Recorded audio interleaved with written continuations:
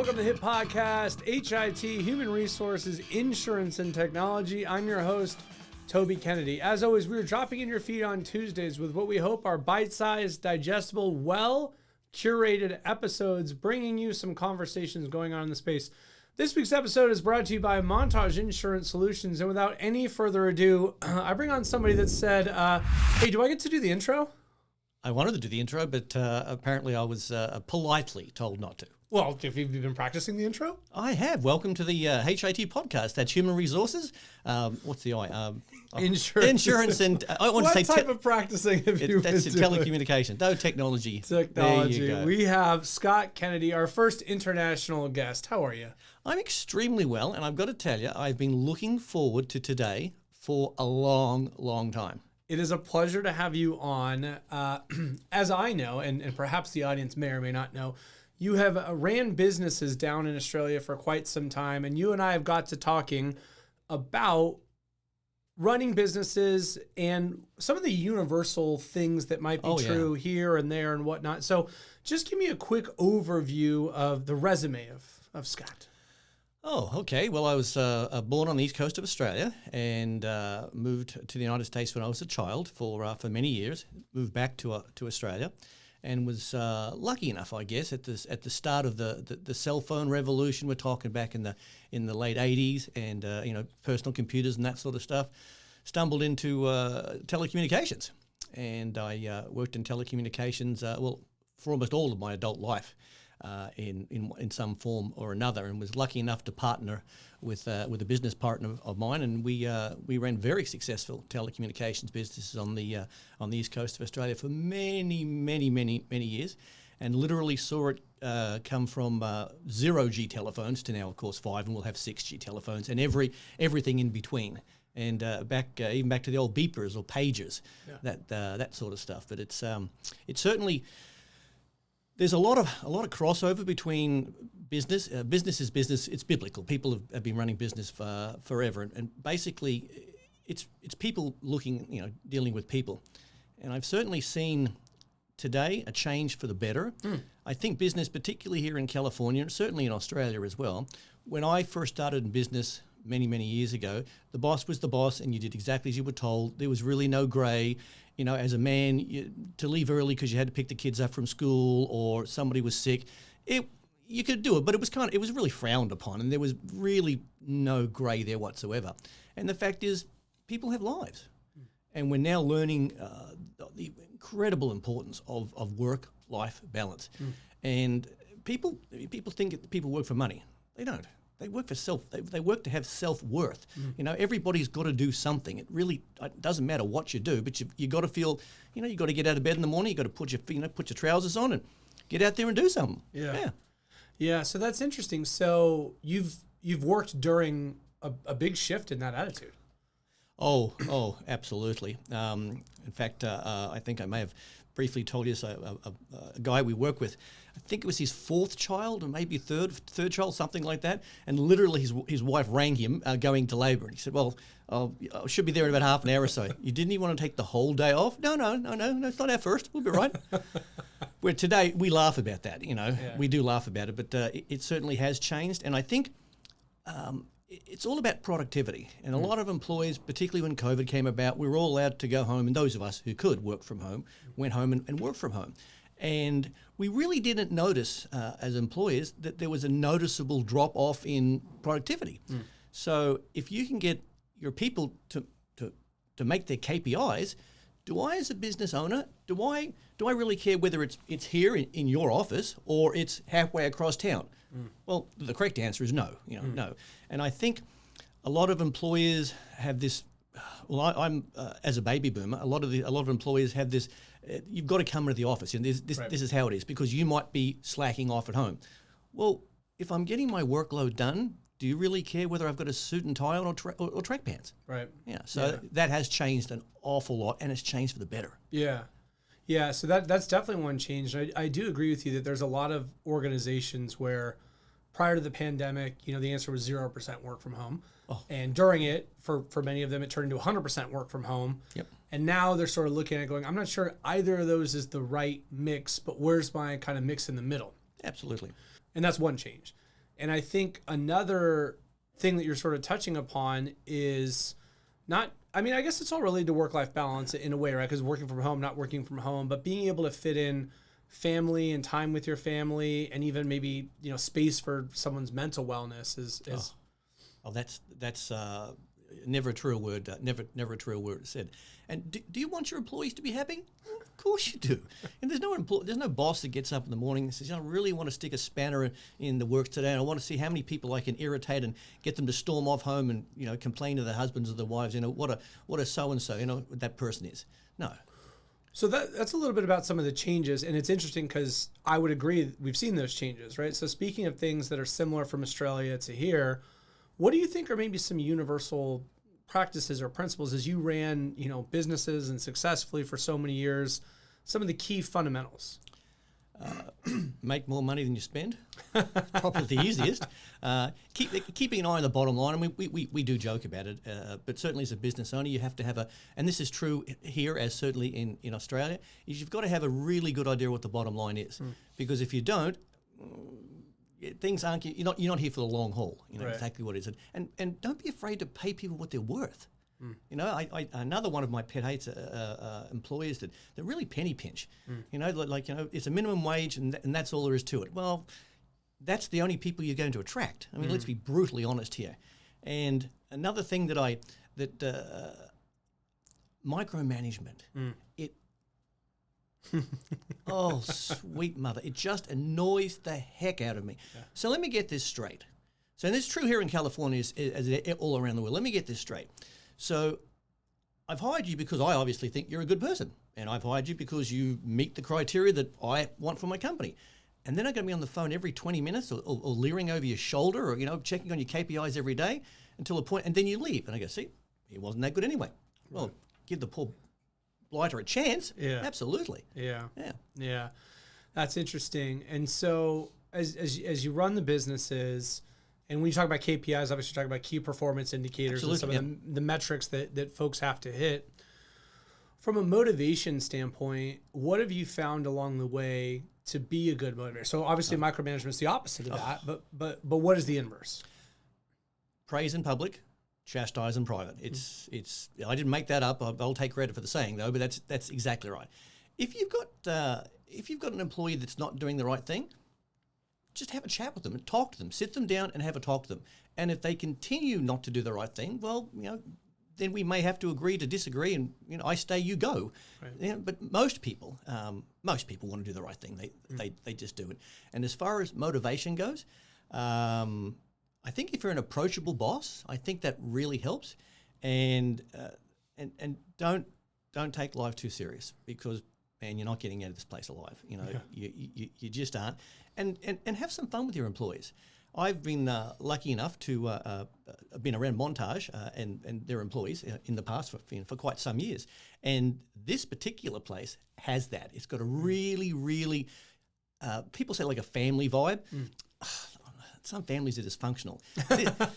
This is a good vibe. You know, this really is a good vibe. And so you're lucky to be part of this. Yeah, no, and I agree. And I think that as you talk about vibes and them being in a good spot, it can be easy to sort of call it luck, but at the same time, I think it's a lot of cultivation, right? So it's a lot. You make your own luck. Yeah. I like the people at the Olympics. So you're lucky you got that gold medal. Yeah, I've trained 6 days a week, 6 hours a day, for the last 4 or 5 years. Yeah, it was real luck. Yeah, that sort of stuff. Well, and people do that, right? Where they sort of look at they go, touched by God. Oh, there you go. It's like, well, there's actually a lot that goes into it. And speaking of a lot that goes in it, when you are trying to build that healthy culture and trying to build that good spot, you mentioned approachability. How do you be approachable? How do you build that type of a thing? What are some of the kind of things that you've said? Hey, listen, universally, even down under, these work. Well, as you go through life, things change, and as a parent, things like common ground with your employees. So if I've got a family, you've got a family. Most of us have kids, that sort of stuff. Great place, great icebreaker.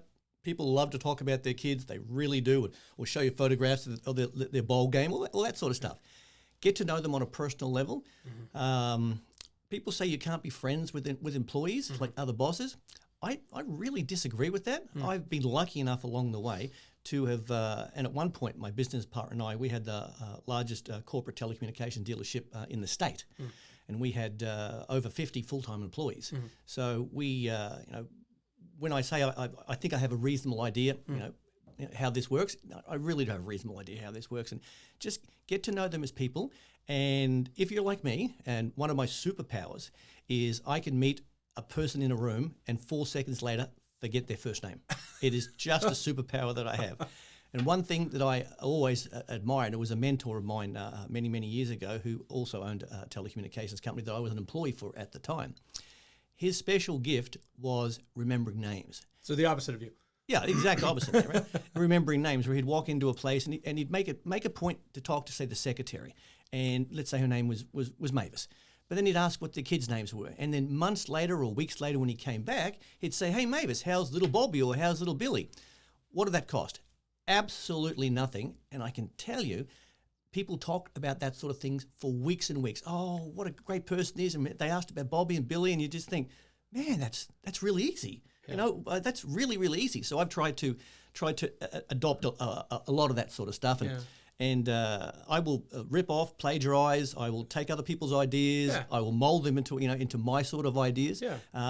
And smile. Yeah, well, we're all sort of an amalgamation of the things that we've come across along the way that we've hopefully chosen and sometimes inadvertently had grafted onto us. But we try to pick and choose from the menu of the various conversations and traits and personalities that we've met along the way to mold ourselves. And you're talking about some of the free stuff, right? Remembering someone's name, making them feel important.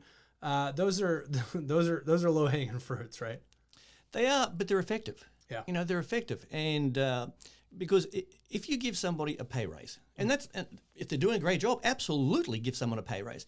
But a month or two after you give them that pay rise, it was always theirs. Right. It was always theirs. Meaning they're back to homeostasis. Absolutely. Right. So things like wellness days, that sort of stuff, where a company says, okay, well, next Tuesday, we're all going to the park and we'll finish work at lunchtime, bring your shorts and your t-shirt, and we'll knock the cricket ball around, that sort of thing. We'll have some fun. So those sort of things. So Mavis in her trousers is knocking the cricket ball around.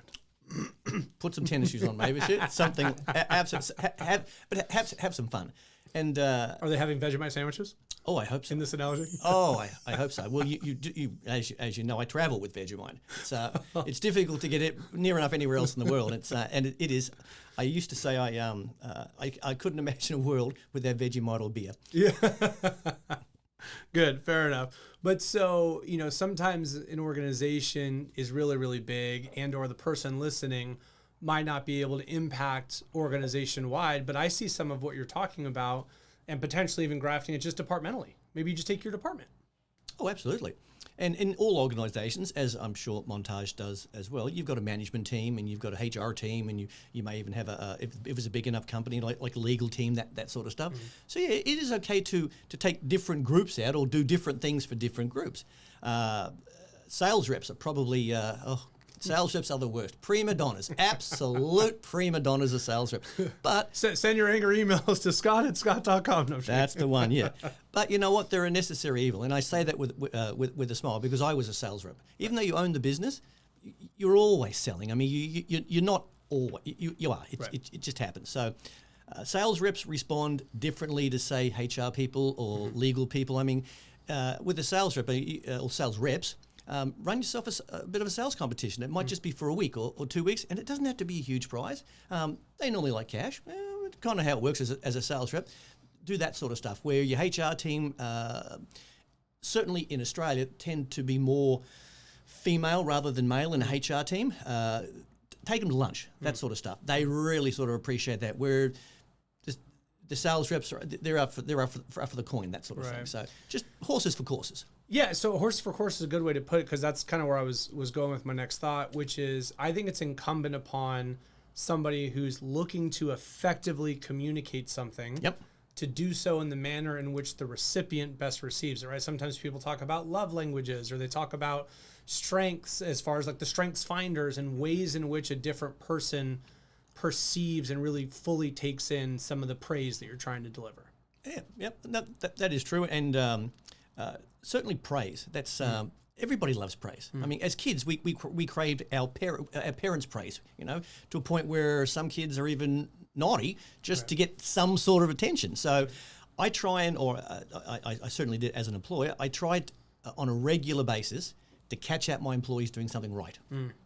And then literally make a big song and dance about it. And because we were in telecommunications, I would do a short 30, 60-second video from my office and just going, way to go, look what Bob's done, look what Mary's done, just a real quick one, and shoot it to every single person on the East Coast that I could think about. And again, that's doesn't cost anything. It doesn't. And remember, you're dealing with people, not numbers. Okay, and a lot of companies, it's expensive to hire. It's expensive to train. You don't want staff turnover. You really, really don't. So it behooves us as business owners to do everything that we can in our power to have happy staff. Right. And don't get me wrong, you will not please everybody all the time. And there will be people that will butt heads, and that will happen. And sometimes you have to have sometimes the hardest part of my job was telling someone the truth. This gig ain't for you. I'm sorry. It really isn't for you. So that's how it goes. Well, so we kind of wading into difficult conversations, tips and tricks, and curious to see, and maybe even culturally if things are a little more blunt, a little less blunt or whatever, but when you have to have difficult conversations, everyone listening might at some point. You have thoughts on that? Wow. Honesty.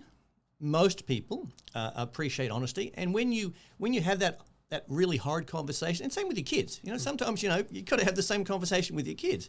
And sometimes our partners have that conversation with us. But certainly most people, honesty. And you sit down and you go, Bob or Mary or whatever, we've tried this, we've tried that. It's just, this isn't really for you. I'm sorry. Yeah.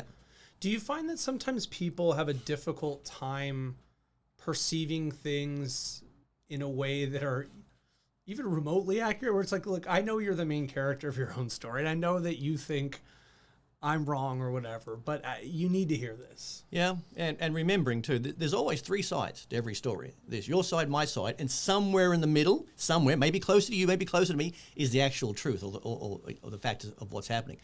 But never fire somebody with anger. No, that's just you're leaving yourself open for litigation and just a bad taste in your mouth. They're human beings. They were nice enough to come and work for you to start with.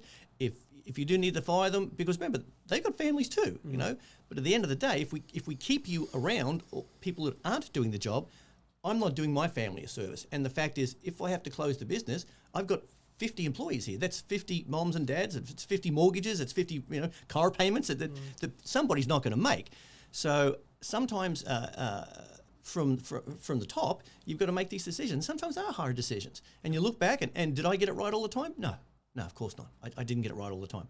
I think that my business partner and I, who was a fantastic guy, I think we got it right most of the time. And that's kind of what counts. Just another one of my pet peeves is just have a crack, have a go. Just people say, I'm scared to do this. The environment isn't right. And, I mean, if you waited for the perfect time to get married, you'd be single all your life. If you waited for the perfect time to buy real estate, you'd be living in your car. If you waited for the perfect time to have children, you never have. There is no perfect time.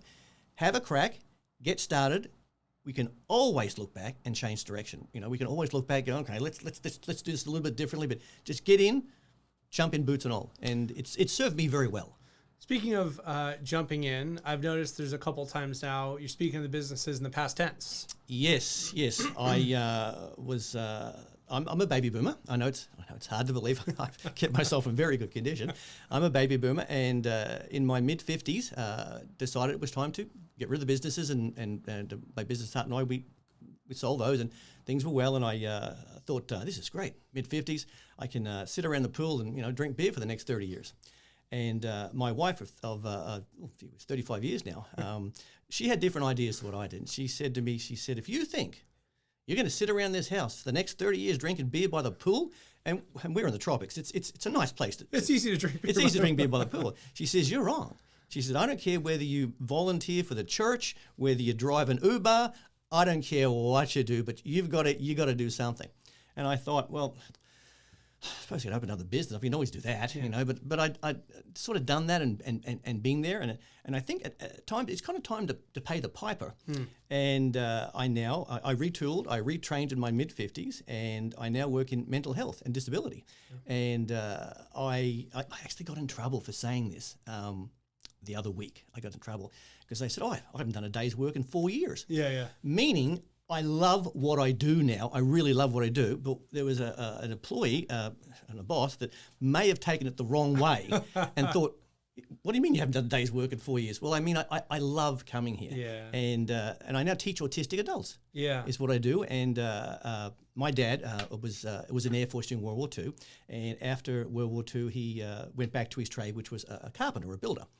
And as the youngest of all the kids in the family and the only boy, I was literally dragged job site to job site, as a child. And so even though I was never formally trained, as a plumber or a carpenter, I am pretty handy because the old man they were very resourceful people, the greatest generation, the ones born before 1927 or something. They were really, really, really resourceful people. So, I now teach like a manual arts class. I teach an environmental class, and I teach autistic adults, and it's just a joy. It is completely different to anything I thought I'd ever do. And my wife says, she says, I couldn't do what you do because you're dealing with people with a lot of problems. But I think anybody could. And I've never been happier. I'm now at a point in my life where I love going to work. And as a business owner, well, you go to work, and there's some days as a business owner, you drag yourself out of bed, and you just look in the shaving mirror, and you just think, please, Lord, let this day just. I can't. Because you've had to make some really tough decisions. That hasn't happened to me. Not since I retrained and started working. Working with people or teaching. Yeah, it was great. But you say retrained, and you're talking about in your mid-50s. You literally had to go back, get different degrees than you'd had before. Oh God, yes. Oh,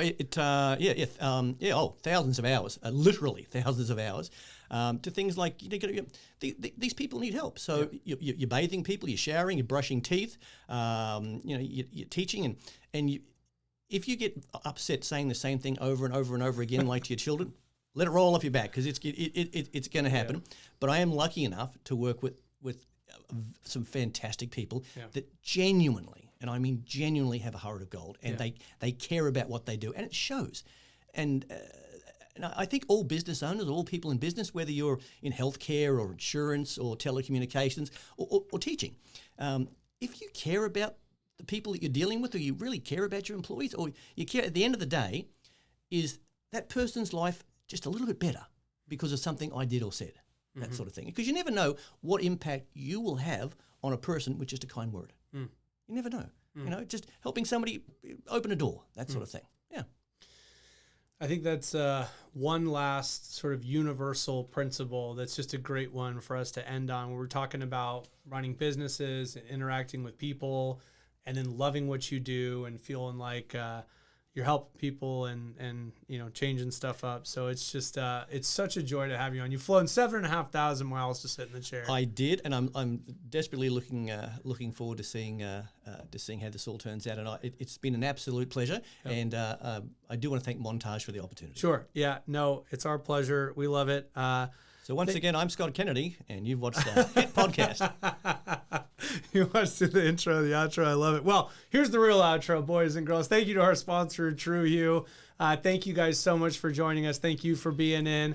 Join us next week. Join us every week. And until next week, make this the best week yet.